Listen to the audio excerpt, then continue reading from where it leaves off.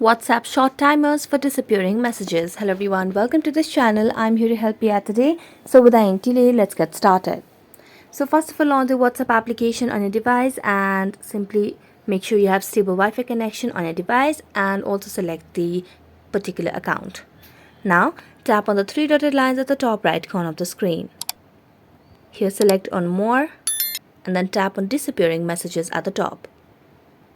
So here the messaging timer ranges from 24 hours, 7 days, 90 days to off.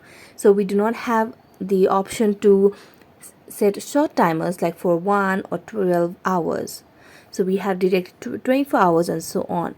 So you can simply update the default message timer in settings as well, but we do not have other options than this. So you can simply select on 24 hours or off. That's the only shortest timer for disappearing messages.